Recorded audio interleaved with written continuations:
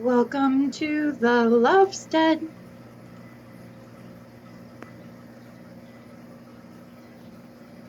Hello, welcome back or to Lady Lovestead Reads. My name is Jessica and this is my weekly vlog.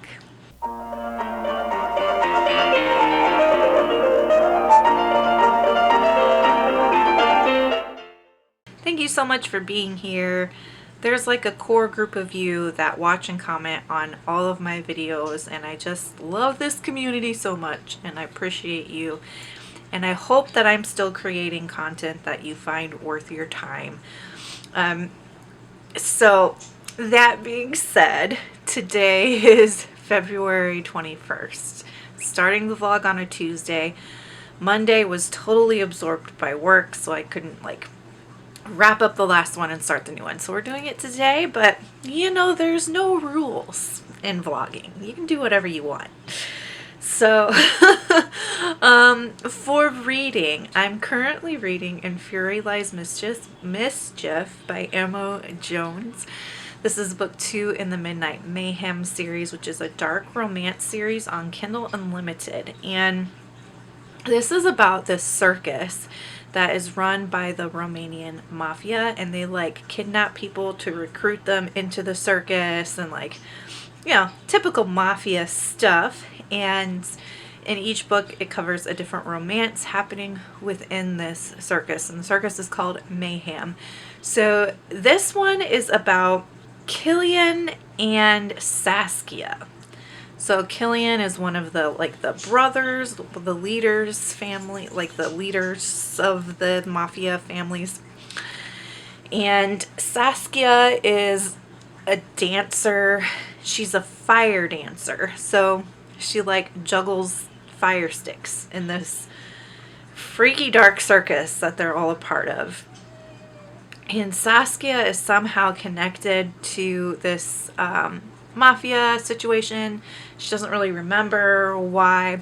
If you've read the first book, you know that there's some things that happen around memory, and people getting their memories wiped and stuff like that, and having amnesia and all of that. And that seems to be something that is coming up again in this book, is people getting their memories wiped. And I'm not in love with that. I think that it makes it easy to develop tension and to have shocking things happen. It's like an easy writer's trick. And maybe it will come together and be something really cool by the third book. But I don't like that there's a repeat of that element, the memory wiping element. And I really hope that that's not in all of the books in the series, because I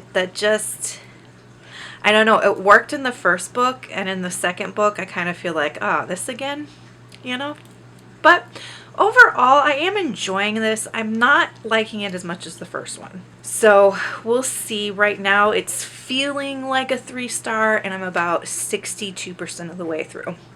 So there's still a good chunk of the book left for something to happen. And yeah, we'll just see. I usually read audiobooks. So I usually read 3 books at a time. That's been what I've been doing lately. An audiobook, a normal size book, and then a big book. I'm not currently reading an audiobook because I'm having to save on phone data. Usually I'll listen to an audiobook while I'm cleaning stalls at the barn, and I'm not doing that right now because I'm going to be traveling here in a few weeks, and I need to save my phone data. My phone plan is a pay-as-you-go plan, so I need to save data. So I'm not really listening to an audiobook right now, but I might still pick one up that I can start and listen to just while I'm doing chores around the house and using Wi-Fi on my phone instead of having to use data. So not reading audio right now, but we'll probably pick one out. And then the big book that I'm working on, I don't have the dust jacket on it right now, and you can't really read the spine because it's so small, but it's Legendborn by Tracy Dion, which is dark academia. and I don't really know much about it other than it's YA dark academia, and lots of people really love it. I mean, it looks awesome. The cover looks awesome, but I'm only like 3 pages in, like literally page 3. So I'm not too far into this big book yet. What has happened, I don't want to tell you just in case it's a spoiler, but even on page 1, there was something that I tabbed as like quotable moment. So I think it's going to be awesome. I just haven't had a chance to really like dig into it yet. So that's what I am currently reading.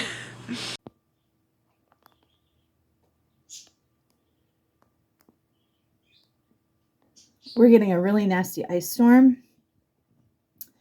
and the power keeps flickering. So exciting times at the Lovestead.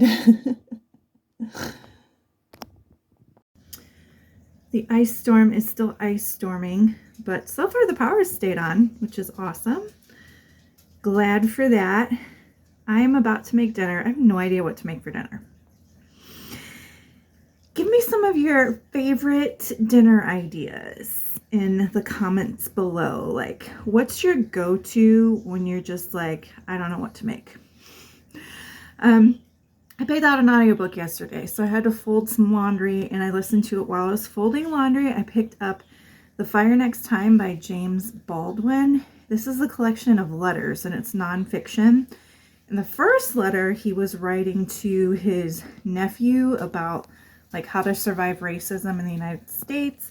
And then his second letter that I'm currently in the middle of is about the Christian church and how corrupt the Christian church is, at least in the United States. And man, is he hitting some valid points. This is really good so far, and I'll probably finish it today because it's very short. I have to share this quote I just listened to, and it is, "Things aren't as bad as the Muslims say they are. In fact, they're worse." James Baldwin. I don't know how well this is going to show up on camera since it's like nighttime. You can kind of see it in the reflection of the light there, but our driveway is like straight up an ice skating rink. Like, it's straight ice. Like, it is a sheet of ice. Like, we could have a hockey game out there. Oh, goodness. Getting to the barn tomorrow is going to be interesting.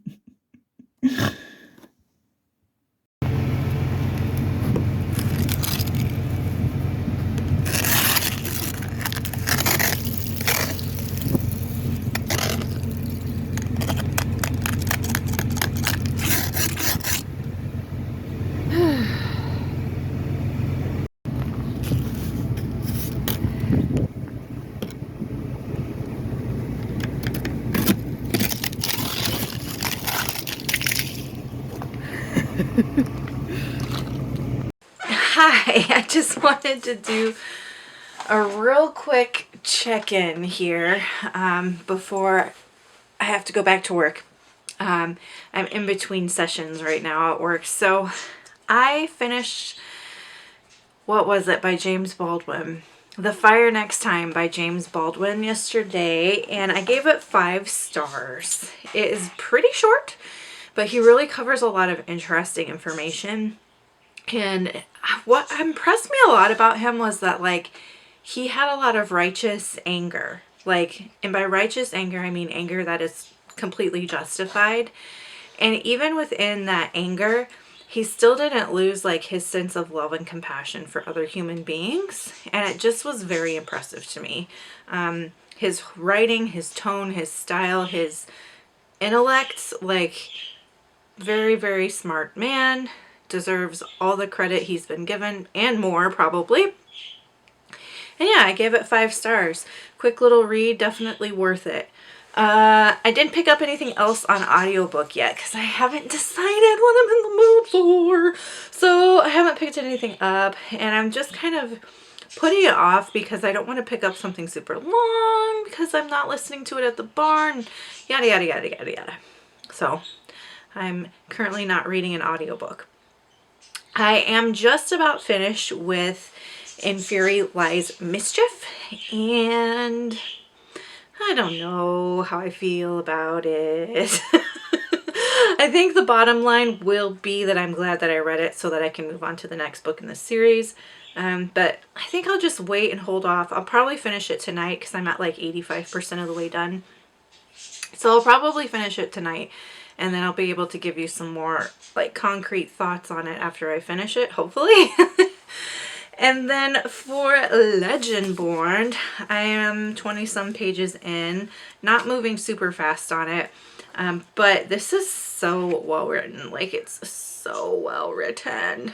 So well written. The very first page, we find out that the main character's mom dies, so it's not like a huge spoiler or anything. But in the first like chapter, there's so much discussion of grief and like what grief is and how it feels. And I really like what she says about like people when they get like super awkward around someone who's grieving and they don't really know what to say to them. So it's just so good. So on page 12, they're at this party and like this group or this couple comes up to her and her best friend, and they're like, "Oh, are you the girl whose mom died?"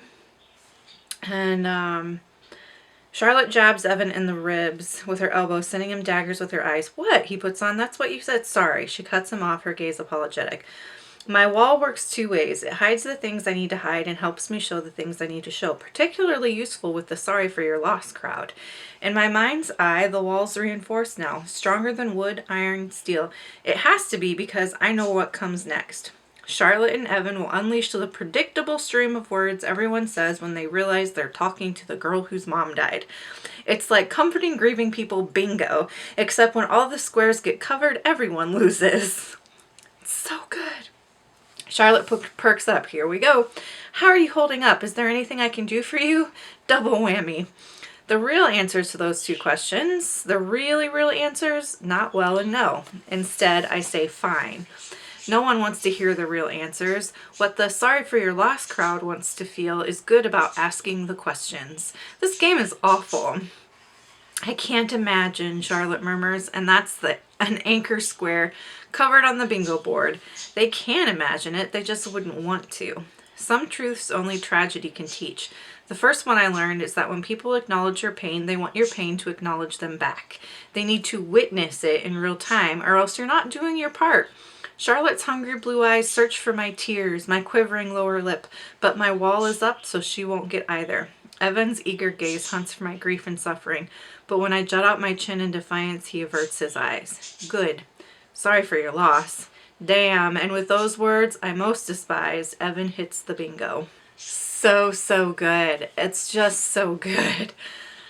So I'm loving this so far. I think I'll probably be able to like really get more into this after I finish In Fury Lies Mischief, because this In Fury Lies Mischief has just been like a thorn in my side for too long, and I just want to get through this book. So once I get through that one, I think I'll be able to put in more time with Legendborn. Pippi. Pippi. Pips. Are you stuck?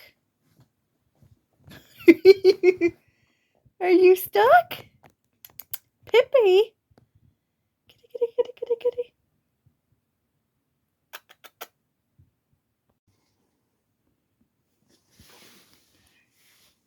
You's fine. Yeah. Is it icy out there? Oh, Pi says yeah. My goldfish are finally healthy enough. I feel like I can introduce you to them. So, this one is Zemi. She is a Sakura Ranchu. That is Rooney. She's a red Ryukin shorttail. That's Aria. She's a red mousehead pearl scale. This is Spark, and Spark is a Thai Oranda. She's completely white. Spark gets dropsy every single time she's egg bound. She's had dropsy like 4 times now, and if you're a fish person, you know dropsy is basically like a death sentence. And every time it happens, I'm like, okay, this is it for her. I need to prepare myself to lose her, because I've had her for going on 5 years now, so she's been with me a while. But then every time she bounces back, and I'm like, one of these times she's not going to be able to bounce back. But that's my little Sparker Spark. She's still got slightly raised scales from this last round of it. But it's like as soon as she releases her eggs and she's feeling better, the dropsy goes away. So that's weird. And then that is Dublin. And he is he was originally a blue egg fish. But he demyelinated, so now he's a white egg fish with a long tail. So, those are my goldfish babies. Now you know when I show you a clip, who is who. Hi, Zimmy. Hi, Zimmy Boo. And I've had Zimmy and Spark for the same amount of time, about 4 or 5 years. And then everyone else is still kind of a baby. And they have joined the family within the past year or so. I'm hoping that this spring I can do some grow out work with them and get Miss Rooney and Dublin and Aria nice and big like their siblings over here. Hey, hi, hello, how you doing? It is Friday night and I did finish In Fury Lies Mischief, and I mean, I want to give it 2 stars, but then I feel bad because I'm like, it's an indie published book, yada yada yada. But I don't want to give it a pity 3 stars either. That would be offensive to the author, right? To just give them 3 stars out of pity. So it's going to be a 2-star read. If I saw this story outlined, the plot of it outlined and whatever, and just saw the outline of the plot, I would really, really enjoy that plot. It was the execution that killed it for me. So there's a lot of like typos and stuff like that, but beyond that, there's time jumps that don't make sense. There's a lot of extra characters that get thrown in with not a lot of explanation about who they are or why they're there. And it's hard to keep track of who everybody is. I couldn't tell where this circus was located. And I don't know if it was just because I missed something when I was reading it, which is entirely possible, but like they go back to Romania, and then in my head they got on a plane and they went back to New Orleans, but then suddenly they're back in Romania, and like the setting wasn't consistent, didn't make sense to me, and I couldn't tell where they actually were in the world. So like the plot itself, the story itself, excellent. The execution, not great. So it was a 2-star read. And what I'm going to read next is a little novella called John Doe by Tess Gerritsen. This is book like 9.5 in the Tess Gerritsen's Rizzoli and Isles series.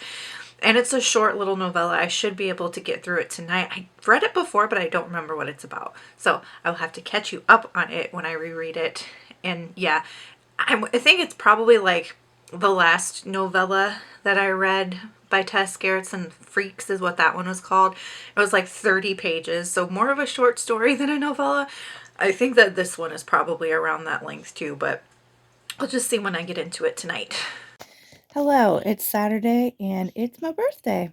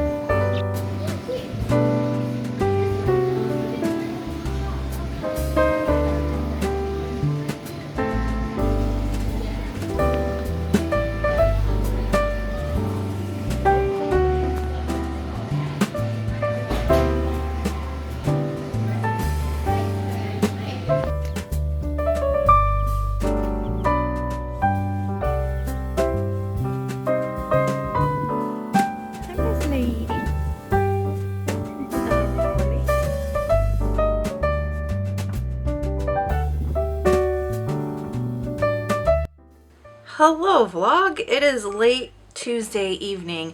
I'm gonna go ahead and wrap up the vlog here. Oh, I look like a dumpster fire because my allergies are bothering me. It is that time of year.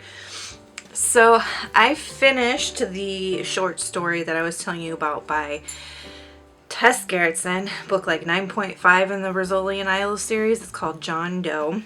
And I gave it 2 stars. Like, that one definitely needed to stay a short story. I don't think it needs to exist. It's like a very watered down version of book 9, The Silent Girl.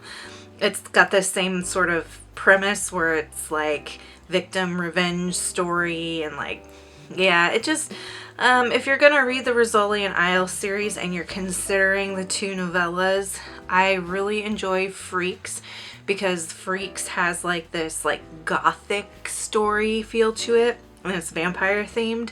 And then you could just skip John Doe. Like, there's nothing about the John Doe story that adds anything at all to this series. I don't think it needs to exist in the series, to be honest with you. So yeah, that one got 2 stars. So that pretty much wraps up my reading week. I had a decent reading week. So finished The Fire Next Time by James Baldwin, gave that 5 stars. Finished, was it in this vlog that I finished Never Seen? I honestly can't even remember. Let's just take a look at my Goodreads. My eyes are burning. No, I don't think it was this vlog. So, then finished In Fury Lies Mischief, and I gave that 2 stars, but I don't feel like it was a waste of time because, like, I still enjoyed the plot, and I think about the plot a lot. It's like a really good plot. It just wasn't executed well, and I'm glad that I read it because it's moving me into the next book in that series, which focuses on a character that I'm really interested in, that was introduced in Fury Lies Mischief, who seems really, really cool. So I'm excited to get to her story next. So even though it was a 2-star read, I don't regret reading it, if that makes sense.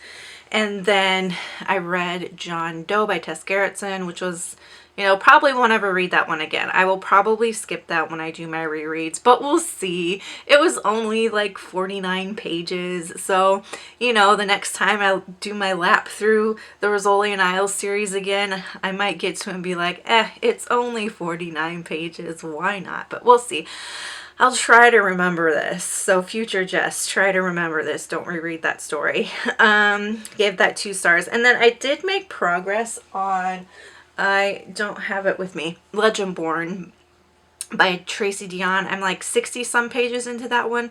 Really enjoying it so far, but just beginning to get into the story. So I don't have a whole lot to say now. I'll save it for a future vlog. So that'll do it for this week. If you just want to leave me an emoji to let me know that you are here, go ahead and leave a fire emoji for the fire next time. And until next time, make sure that you continue to read good books, drink good coffee, take care of yourselves and each other. Bye!